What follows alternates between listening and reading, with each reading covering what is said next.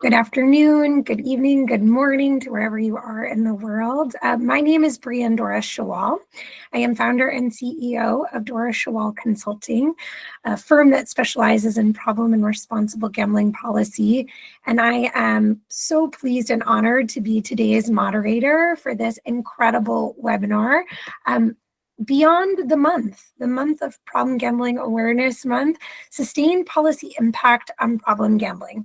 And I can't think of a more distinguished group of individuals to give us all the things that we need to know and understand about the current landscape, both legislatively, regulatory, operationally, here in the US and around the globe as it relates to problem gambling.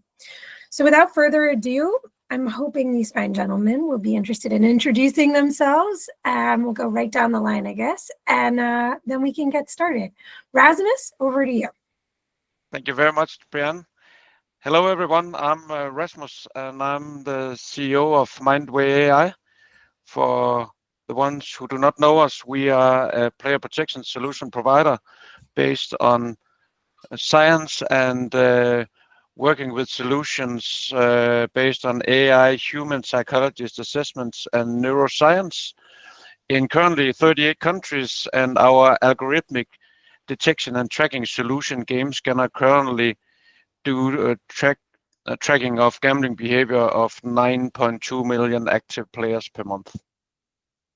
And also the very generous host of today's webinar. So thank you very much for that. Mark, good morning.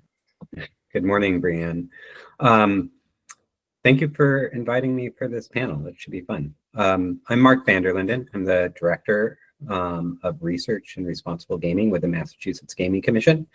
The Gaming Commission regulates casinos and sports wagering operations in Massachusetts, first and foremost, which would be obvious, but we also have a strong commitment to preventing and mitigating gambling-related harms, and have initiated a number of different initiatives and efforts to that end.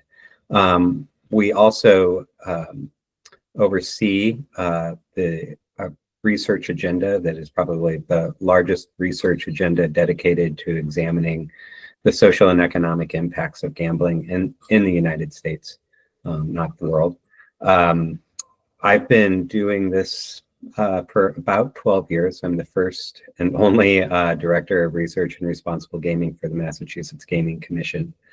I come to it through a public health lens, with a keen interest on addressing the harms that arise from gambling. I'm so glad you could be with us today. I'm really excited to kind of do a deep dive into the research agenda and how it informs the decisions you make. So thank you so much. Thomas, over to you. Good evening, right? You're in London. Yes. Good evening, Brianne. Thank you. And thank you everyone for joining us, and hello to you. I am a principal analyst at Vixio Regulatory Intelligence. I've been with the company for nearly 3 years now, and my job focuses on gambling compliance, and I have the privilege of covering a number of different jurisdictions, quite a few European jurisdictions, and also jurisdictions in Oceania. And before being at Vixio, I also worked for another company within the gambling industry and also in the financial services industry. While at Vixio, developed a particular interest in responsible gambling and player protection. And one of the perks of my job is that I'm able to explore that from different perspectives and different jurisdictions, because at Vixio, we cover a lot of different jurisdictions across the world and are able to analyze and interpret the different regulations and laws for those different jurisdictions. We're so excited to have you here today. our viewers, you can probably tell we have a wonderful and diverse group of experts who are going to bring interesting and unique viewpoints to each of the discussions. But what we're hoping to do today is have about 40 more minutes of discussion, and then we'd like to open it up for some Q&A. So please don't be afraid to use the chat box on the right bottom hand side of your screen. We'll open it up in a little bit, but please do feel free to drop a question in if something comes across your mind while we're chatting. I think that a great place for us to start today is I'd love to hear from each of you, maybe just 2 minutes of time, your current view on what is the problem gambling landscape like as it stands today. I know that the framing of this conversation was about what's after PGAM, right? It's been 31 days since the sunset of the month. I'm not sure if anything happened per se that was monumental, but nonetheless, in 2 minutes, putting you all in the hot seat, what do you think? What's going on? Are we doing so great? There's nothing to worry about? Is everything amiss and we've got to dig in? Raz, let's start with you. Where do things stand? Yeah, so the way I see it is that when it comes to let's say protecting players, protecting human beings as players with gambling operators, it's a matter of trying to clarifying this problematic gambling behavior, and I think there's always things that can be improved. The regulatory landscape, as I see it, is different depending on where you look, and when it is framed as a post PGAM month, and also in particularly to accommodate as the host our two US panelists here. Let's start in the US, where the American, in particularly online gambling market, is still a younger market compared to other markets elsewhere, for instance in Europe, where there is very little regulation yet on detecting the gambling behavior, and also what to do about when we track at-risk and problematic gambling behavior, whereas such regulation is outlined more thoroughly and also sometimes and somewhere else quite hard to an extent where it's on the other side. I'm referring to different European jurisdictions, where Germany could be an example. UK is definitely somewhere in between. Recently, we have seen that the new diamond market opening, as everybody kind of think of it, of all sides of the industry, Brazil has actually opened the market as one of the very first markets where it's a mandatory obligation from day one, January 1st, 2025, to have an AI-based tracking system in place. And that is actually the reality. And that's quite innovative potentially. But obviously, that needs to also come with an assurance that AI is not just a black box, not just something that go rogue, not uncontrolled, not unsupervised, not something that can work for finding actually at-risk and problem gamblers and help them. I think that's great, and we're definitely going to explore a little bit more of that uniformity, understanding, controls around AI in a bit. But I want to turn over to you, Mark.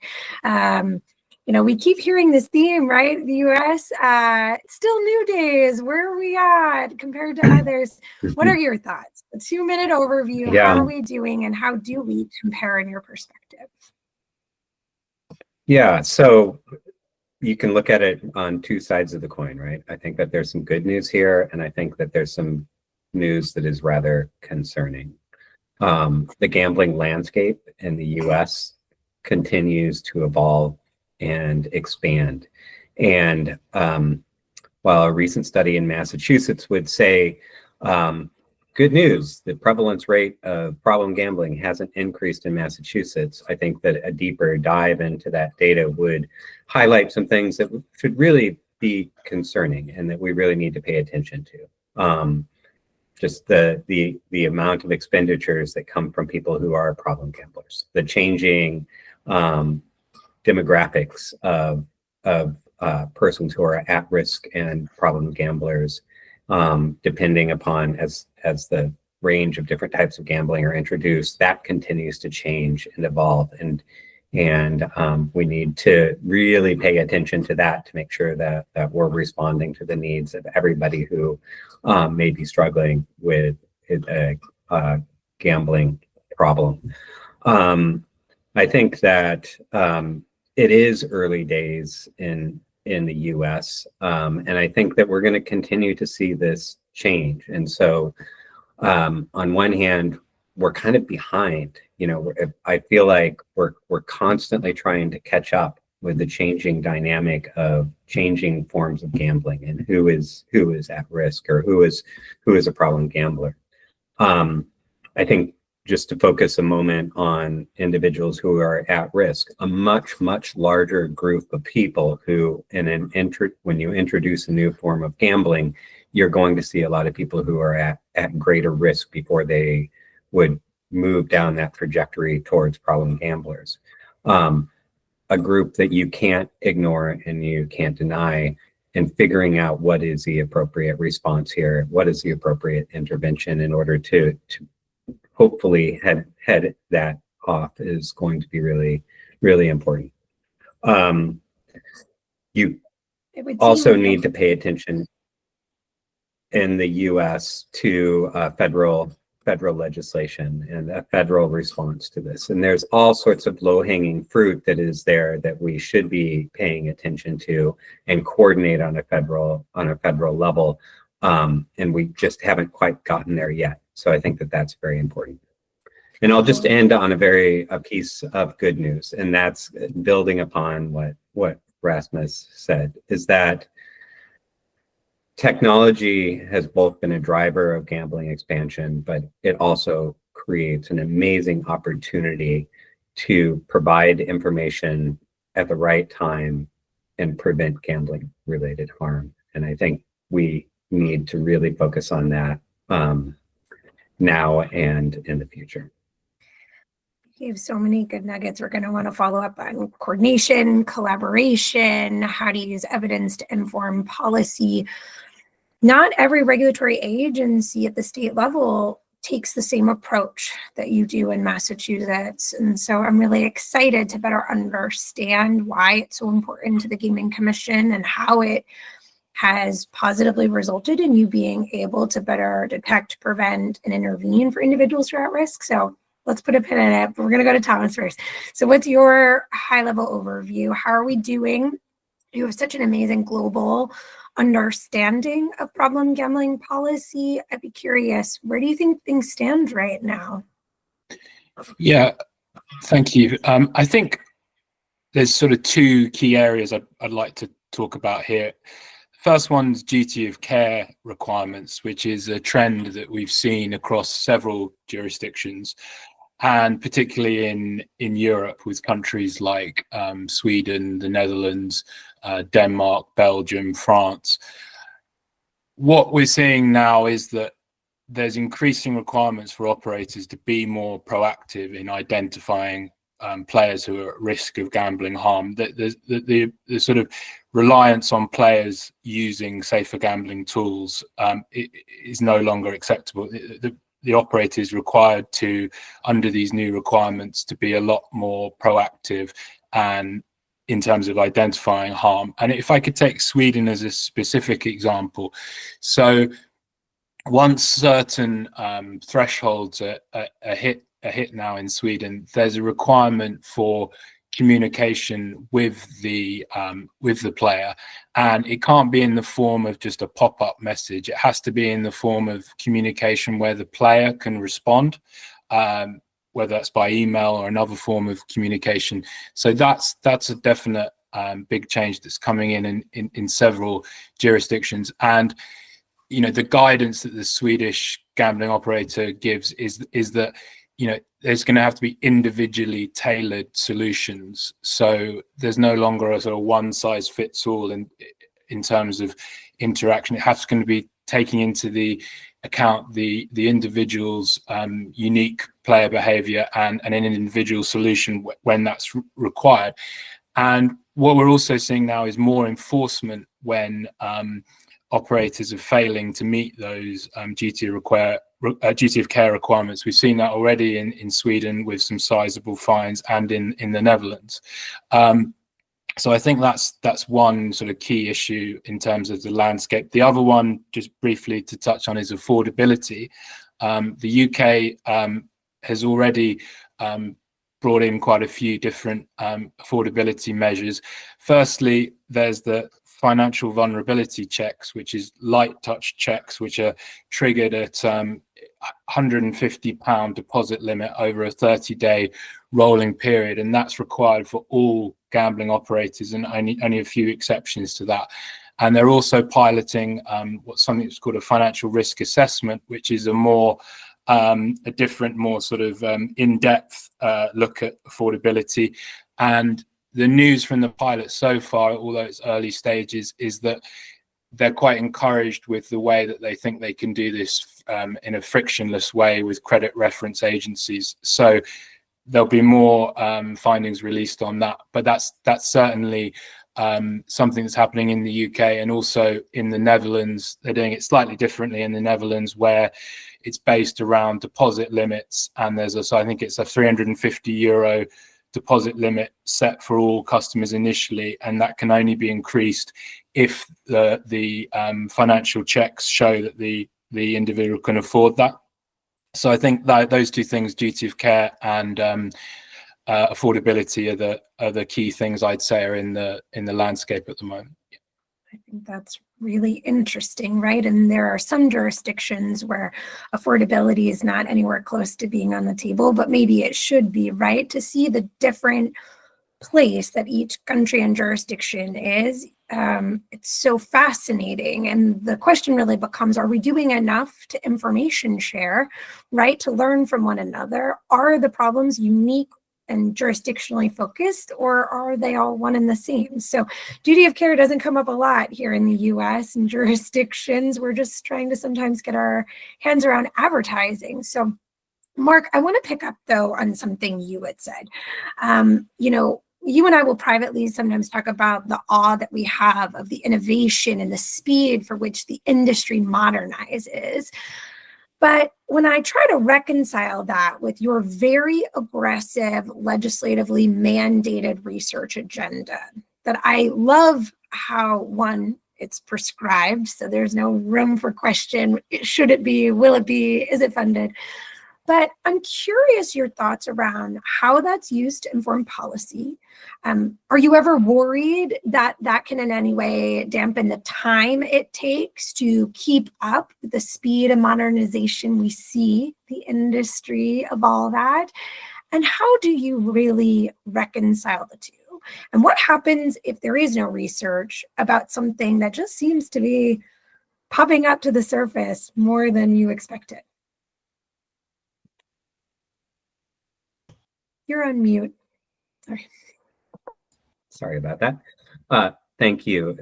And just for a little bit more background, the law that introduced casinos in Massachusetts, followed by the law that introduced sports wagering, requires the Gaming Commission, specifically the Gaming Commission, to carry out an annual research agenda. And it's a very broad research agenda to look at a range of topics, including the economic impacts, but also the social impacts of gambling.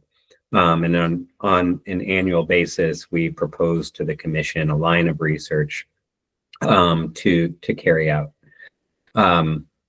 It's a really good place to be. It's the intersection of where policy is made and research is created. And it's an honor to kind of be in that role, to be able to generate evidence that informs the policy of the commission. And there's plenty of examples of where that works beautifully. But to your point, Brianne,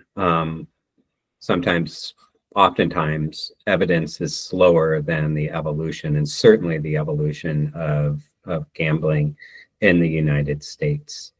And you have to sort of take a step back and pause and ask yourself, can we wait for that evidence to to be created, whether it's in Massachusetts or in Australia or in Canada, wherever it may be, do we need to take a moment and examine the evidence to determine what the next step is to head off harm, or to develop programs that do a great job of promoting player health? And sometimes the answer is yes, honestly, and because for a variety of reasons. Sometimes it's because a regulatory framework that we work under does a much better job when you can be as specific as possible and prescriptive as possible. And evidence to inform that prescription is really advantageous. Sometimes that's just not going to cut it. You can sit back and you witness individuals that are being harmed or are at risk, and you need to take a more, what we will call the precautionary approach, meaning that you don't just sit back and wait for evidence to be created before you take action to mitigate harm. You look at other industries, you look at research in other ways, and you take the best step forward that you can in order to develop some type of intervention, some type of policy that will, in your best estimate, mitigate that harm. And you evaluate it. You evaluate it from the beginning to see if it's doing what you intend for it to do. You don't back down from research on that specific area. And so over my tenure at the Gaming Commission, we've been in this position a number of times. There's no science to the science. But I think that the Gaming Commission walks that fine line as the regulator that wants the evidence, but as the regulator who really cares and doesn't want to see harm occur. And so that's, I think, where we are now, and that's how I think I see this commission moving forward. Thomas, how unique is this globally, and how helpful would it be if more regulatory agencies had something like an annual research agenda, or this person in a position similar to Mark's that had a sole focus on trying to better understand and evaluate programs that are aimed at trying to protect players? I mean, from my work here in the US, there's stark disparities state to state. Not every regulator makes this a top priority, let alone has funding for research. From your perspective, where are we globally on this, and how unique is Massachusetts? And has it served them better than other jurisdictions, or other jurisdictions trying to cobble it together? What's going on? Yeah, so I think it would definitely help to have someone like Mark in all, jurisdictions across the world. I think one of the problems for a lot of responsible gambling policies is that there's not enough evaluation done into their impact and consequences, whether intended or unintended. So I think that's a definite issue. Something I think as well, there's a lack of standardization across the industry. I mean, just it's the simple case of, defining the statistics for problem gambling. So if you take Europe as an example, I think the problem gambling rate in Ireland is considered around 0.3%, whereas in Latvia it's considered about 6.4%. And often I think the reason for that is just that there's a problem in defining what problem gambling is and what you're taking into account. So that's obviously just a fundamental example of a lack of standardization. Something Rasmus is probably aware of as well as I know, that the European Gaming and Betting Association are trying to standardize markers of harm across Europe. And I'm not sure that they've achieved that yet, but it's certainly something they're trying to do. And I think if there could be more standardization, that would certainly help approach in terms of when you're evaluating responsible gambling. But I do think there are examples of successes out there where you've got quite forward-thinking regulators and people like in the roles that Mark does. I mean, I think France is quite a good example in that I've seen something interesting in France over recent years where they're requiring operators to be more proactive in identifying what they call excessive gamblers or often known as problem gamblers, where they sort of take the statistics, what they expect. They look at an operator, look at the size of their player pool, and they think, okay, this is the number of excessive or problem gamblers we would expect you to have. And they ask each operator to produce an action plan where they're required to come up with strategies to try and reduce the number of problem gamblers. And if the French gambling authority feel that the action plan is insufficient, they'll reject it and ask for changes. But they'll also say, look, we don't think your evaluation of how many problem gamblers or excessive gamblers you're saying you have is accurate based on your player pool. So I think that kind of approach is starting to come in, and I think that's pleasing to see, that kind of forward-thinking, proactive approach. Yeah. And Raz, you must have some thoughts about this. You're kind of the exception to the rule, right? You're in a business that's modernized and try to innovate to keep up with the pace of technology of the industry. But regulations by and large don't really account for the type of business or goal that you have set forth. How do you reconcile all of this? Who's more receptive? Let's start where Thomas left it. In terms of standardization and the referred project in the European Gambling and Betting Association, I'm completely aware we are the only provider who is part of that standardization project at Mindway AI. So actually it's on a European Union level. It's not achieved yet. The project is not concluded, but the intention was exactly to try to standardize a set of markers of harm that could be an indication for everybody who wanted to use it. Whether it's achieved or not, we don't know yet. But for us, it was a great way to be part of a very relevant standardization project, both for ourselves, but also for the greater good in terms of player protection, because there is a lack of standardization. We have various ideas on how to do that, and that standardization is of course also needed when we deal with sometimes what I very often refer to as when there is a lack of evidence or research, then it's sometimes also an excuse of doing absolutely nothing about player protection. That's my experience, and that's not the case in the great Commonwealth of Massachusetts, obviously. Mark has very well outlined that. But also, now, as we have at least grown to some size, what we then provide is a uniform approach to this. So that is in itself a standard.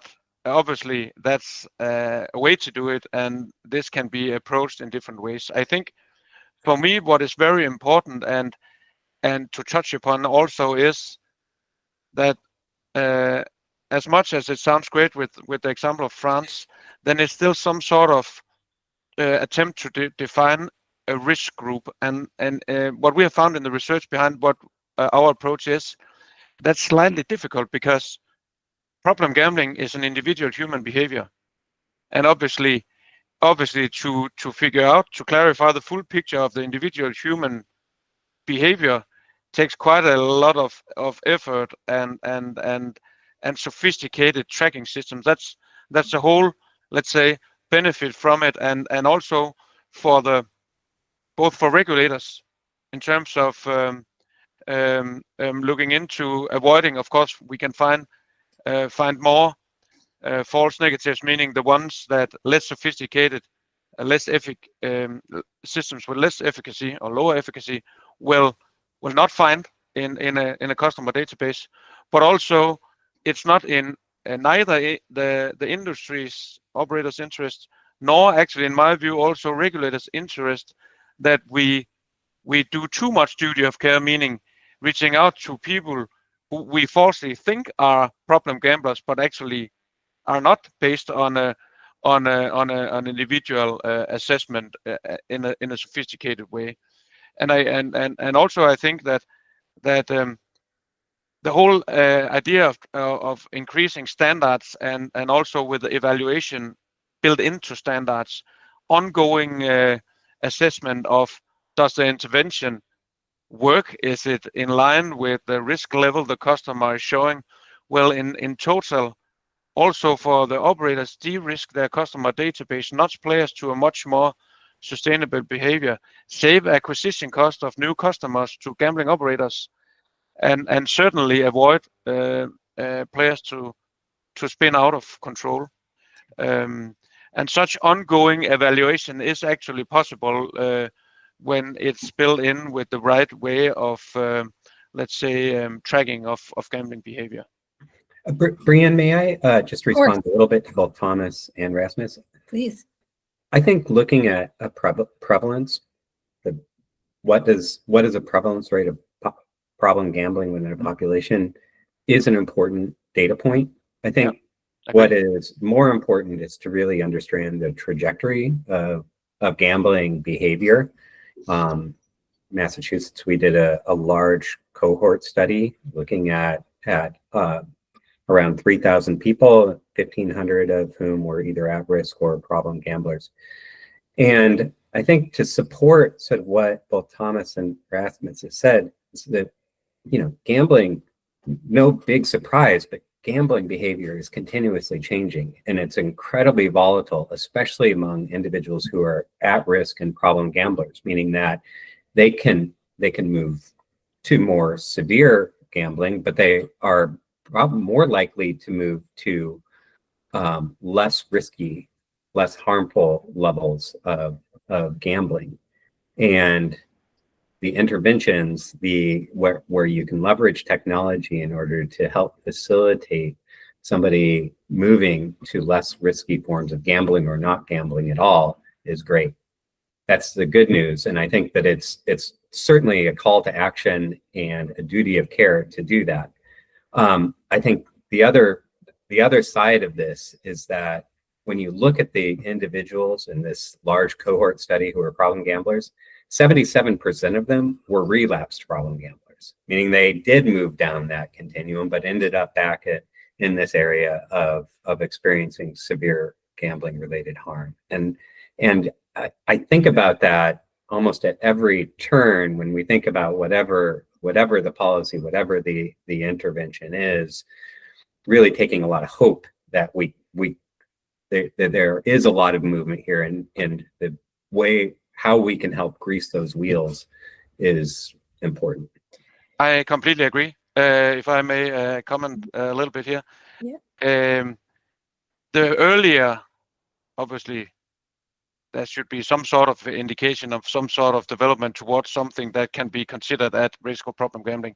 But the earlier, and we can detect that, by the way, the earlier we can reach out to the player, every research and evidence say that that's the time where it's the easiest to change your behavior. Mm-hmm. And you are absolutely right. We also know from our psychologist expert panel that when you have basically ended up in the very severe risk categories, likely developed an addiction, potentially have been to self-exclusion, came back, you are basically beyond the point of no return, and it is very hard, tending to difficult to go back in lower risk levels in general when it comes to gambling and gambling behavior. That is why, and that's what I refer to when I say de-risk the customer database. If we reached out earlier, much more individualized, based on the specific player's specific individual situation, then the efficacy of the communication we refer to normally also very often as intervention is in general more effectful. Every thing points at that. So that's an opportunity the industry potentially have, or we all have, which we are not utilizing to a very large extent at this point in time, in my view. I'm going to jump in and maybe use my ability as a moderator to make us all a little uncomfortable.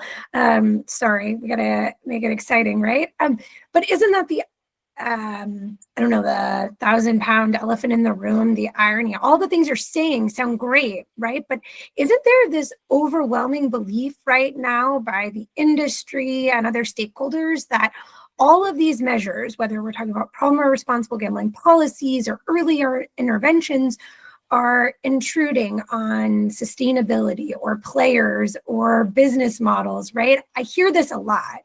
There's this belief that good problem and responsible gambling policy means stifling of business, stifling of innovation. I hear nanny state a lot, right? You name it, it's overreach, it's inappropriate, it's going to highlight people who really don't have a problem.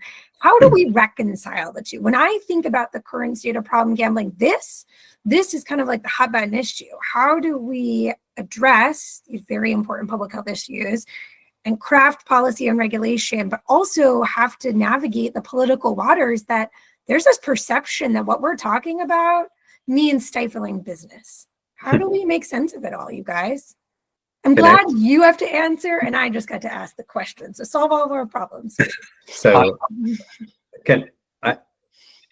when I first started at the Gaming Commission, in around 12 years ago, I was talking to one of our commissioners about a proposed intervention program, and I took great care to say, I don't believe that this will really impact the business of the casino, Commissioner McHugh.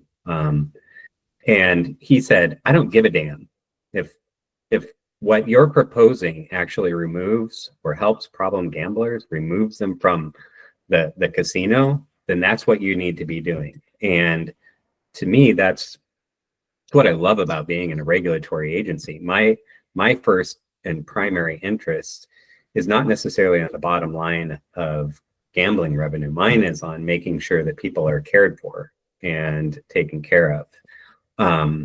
And it doesn't deny the fact that, there's gaming revenue and there's taxes that come from this. And there's a desire to have businesses that are successful and thriving in the Commonwealth of Massachusetts. And as I've moved through, you really start talking about, well, that's sustainability. That's the second that somebody's on a voluntary self-exclusion list, or that is no longer somebody who is gambling. That's the other side of this too. Is like, this is sustainability. People who feel good about their gambling and the amount of money that they spend gambling, that it's recreational, is far more about sustainability. So both are true. I don't really care. I just want people to be cared for. And at the end of the line, there's still a business case to be made that responsible gaming is sustainable gaming. So all of us in the problem gambling field basically just heard we want Mark's job, because that's what we could say our sole focus is. Well, I have to admit, Mark, sorry, I'm not necessarily so sure, because I actually find it nice to be, let's say, also in the crossfield between regulation operators and providing systems for helping out on this issue. I hear all those questions and arguments as well, Brian, obviously. I think for us, or for me, people notice I travel quite a bit to promote what we do on a global scale, and from that lived experience, I would never ever board an airplane without I was quite convinced that there were, let's say, crash prevention safety systems in place, because then I would be very uncomfortable by flying. My car has a lane keeping assistant. What I'm getting to here is that we, without any kind of tracking of the gambling behavior, actually provide gambling without a lane keeping assistant to the players. And then, of course, you can always say, yeah, that's tracking, that's monitoring. But our view on this is that Thomas mentioned different prevalence rates. The vast majority, despite the definition of prevalence rate in the jurisdiction, is at low or no risk in terms of the gambling behavior. We should not bother them with more than the more general market awareness. But the very few percent, the needle in the haystack, who show signs of at-risk problems should get the help at the level they're at as soon as possible to avoid them spin more out of control. That's the lane keeping assistant bit. And that's the whole philosophy behind having such an more sophisticated, accurate, tested by GLI based AI monitoring system in place, and provided as not a black box solution. So not to avoid it go rogue, supervised by human beings. Everybody who used it should know how it works, what the outcome is based upon, so we can take the right proper measures, both to supervise the solution itself, but also to supervise that we do it in the right way towards protecting the player. Thomas, and just very, very quickly on this, Brian, if I could just say, just to use Raz's example there when he talked about being on the plane and certain things just are done as standard that you expect. I think there's a belief that and operators and people within the industry that we need to start moving away from maybe the idea of responsible gambling being a burden on the player and an onus on the player, and just something that's normal Absolutely. and part of the experience.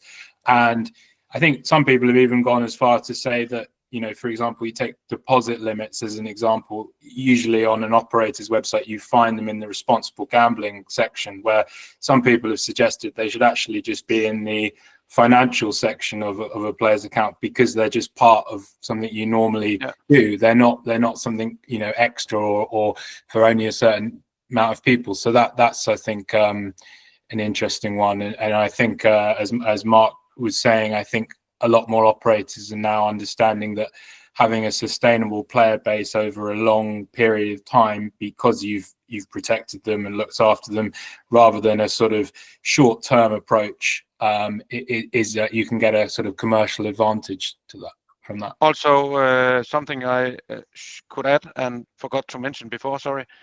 I think something that has not really hit the industry yet, my son's generation will not work for companies where the customers get into trouble by utilizing the services they provide. That will, of course, hit differently depending on culture and background and stuff.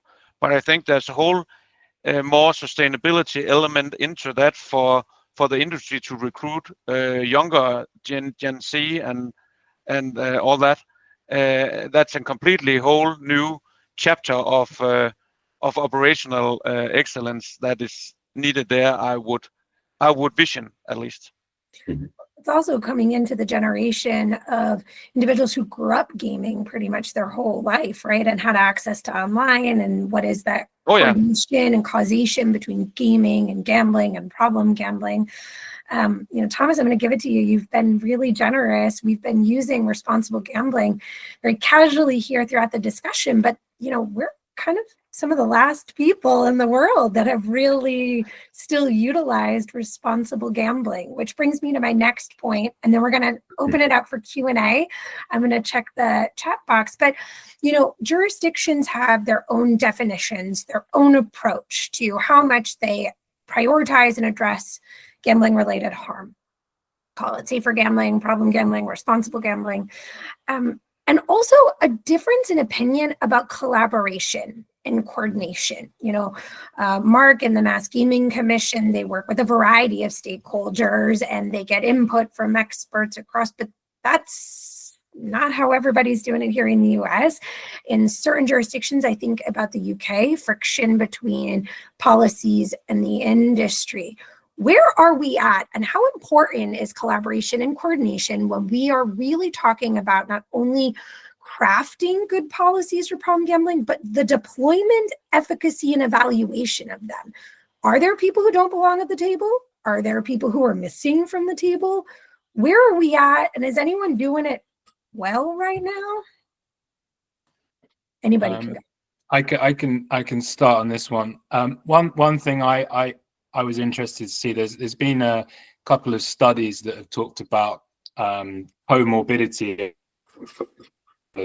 where it's the majority of problem gamblers, according to these studies, have another mental health disorder in most cases, and therefore to see it purely as a gambling issue seems to be missing a major piece of the puzzle, in that it has to be a public health approach as well, if those mental health disorders are part of what's causing the problem gambling. So I think that was interesting to see those studies.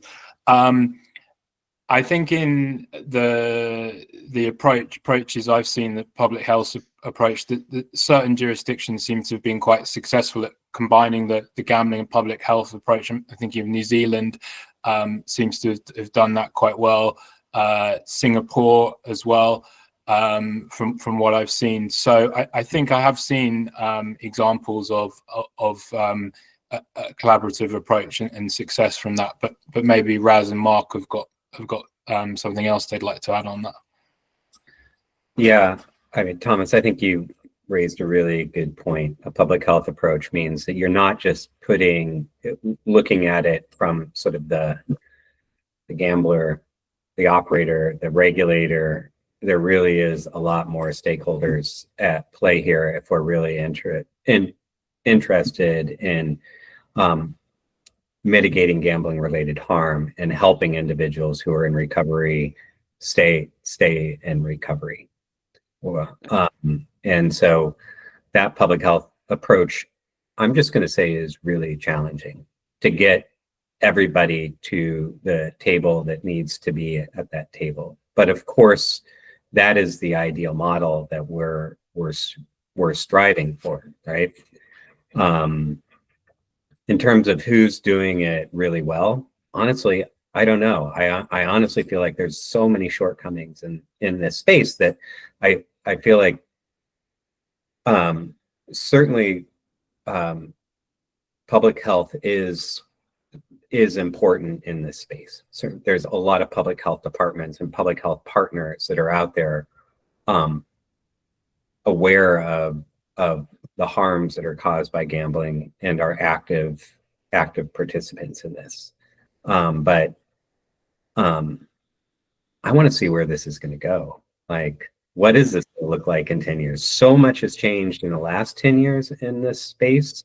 I think that what we're talking about is sort of like, this is, in addition to the use of technology, it's how do we have a more integrated public health approach to preventing and mitigating those two areas. I couldn't agree more. That is also why we actually recently announced a partnership with Kindbridge doing treatment in the US. And the whole idea is to have a more, or try to achieve a more integrated opportunity to offer to operators to refer to treatment. But back to what you said, Thomas, the schisma in that regard, when there are potentially more reasons behind development of a gambling addiction or a risky gambling behavior, then everything starts to be clarified by a gambling operator who, after all, is a commercial company and not a healthcare treatment facility. So obviously, that is that's one of the challenges embedded in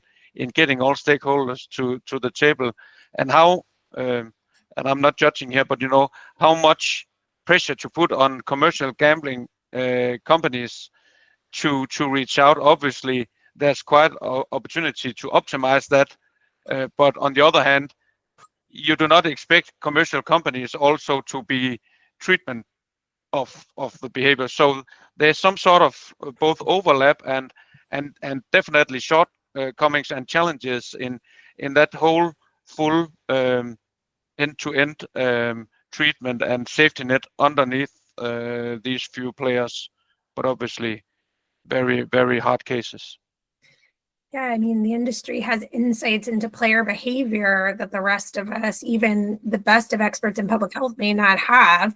But exactly. Should they be, the ones that have to drive the policy or even sometimes execute, right? You got to bring people to the table, but not everybody can have the same role and Exactly. relationship. Yeah, but there also needs to be some sort of balanced approaches from either side at that table. Also, I think so. That's a tricky thing to change, but change will come. I completely agree with you on that, Mark. Brianne, may I just say one other thing that just. Of course, Mark, the floor is yours, and we're not hearing anything from our viewers. So call to action to our viewers. Please write into the chat, Mark. The floor is yours. To me, it's this difference between what is responsible gaming and what is player health. And I see responsible gaming as how are we as operators, how are we as regulators offering gambling in a way that minimizes the amount of harm that's created. And the idea of player health is a much broader concept that focuses on the general and overall well-being of individuals who choose to gamble and promoting healthy behaviors, both gambling and not gambling. And that's where that sort of intersection and that handoff from player health to public health really exists. And so there's been a lot of talk about we need to retire the term responsible gaming. From my perspective, it's not retiring the term responsible gaming, but it's really beginning to dissect it a little bit more, understanding that there's a broader role and obligation here through player health. I love it. All right, so I saw that Reggie raised his hand, but now I can't see the question. So I'm going to call my phone a friend, if I could, to tell me how logistically I'm going to be able to turn the floor over so he can ask his question. Anyone? Do you want to try and write it in the in-call messages, perhaps?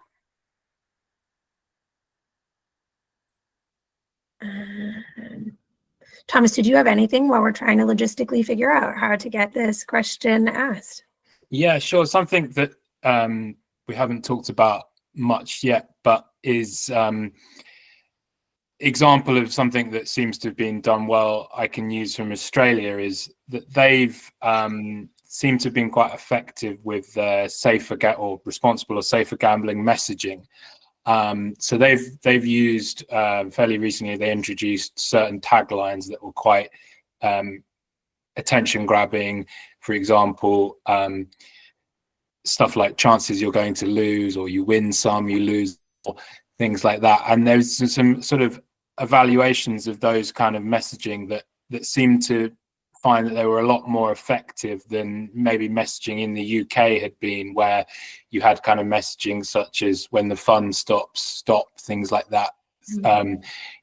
Just simple message like gamble responsibly. So I think it's an example of where, that doesn't require a lot of technology necessarily to implement stuff like that, but it can be very effective.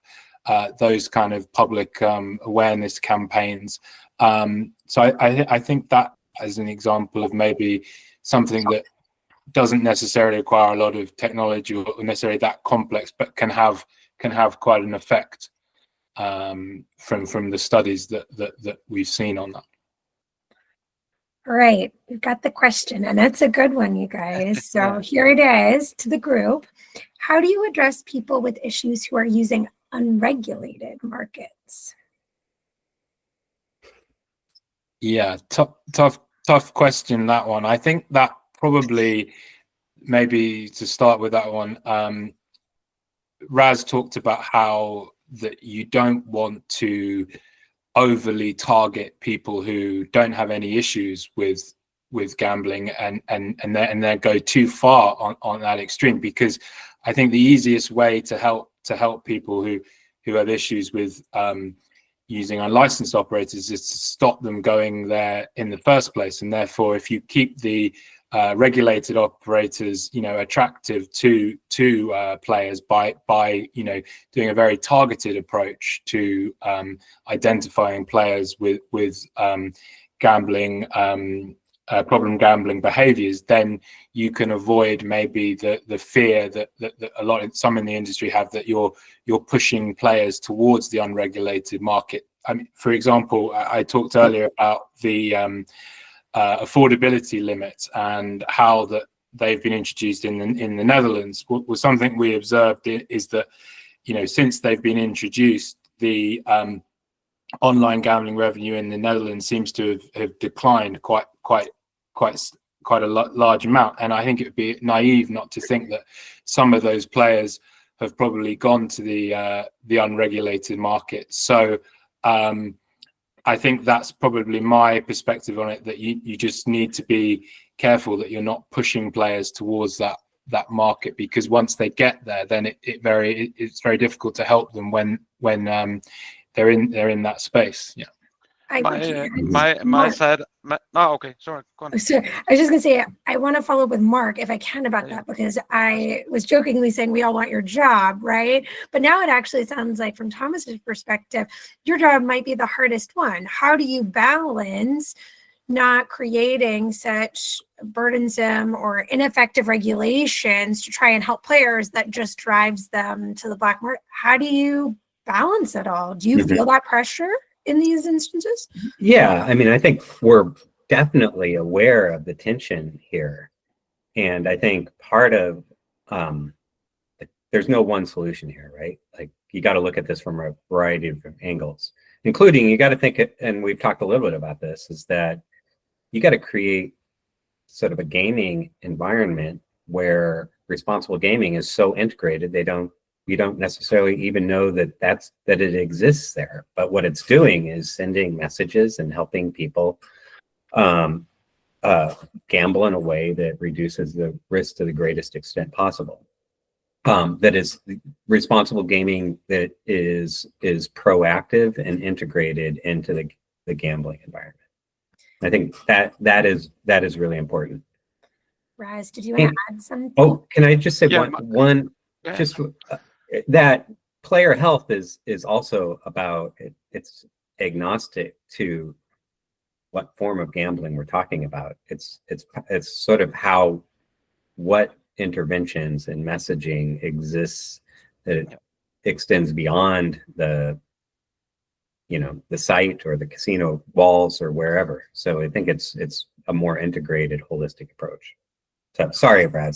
No, that's fine. I was just about to say that the very sad answer to the question is players on unregulated markets are not protected, and I completely agree with you, Thomas. We see experience over here in Europe where it has become quite complicated to be a player at regulated, in some jurisdictions, regulated websites, and also the most vulnerable group, the boys from 18 to 25. Over here in Europe, you are an adult when you are 18. That's slightly different elsewhere in the world, but also we know from science that their brains are not completely fully developed yet. They are the most vulnerable group, and as they are born online, they're not necessarily always aware that actually, despite that we have all sorts of regulation around it, that they are playing or gambling from an unregulated website. So there's quite a job in ensuring that there's less people moving into unregulated website, more players into regulated website where they can have the player protection needed, in my view.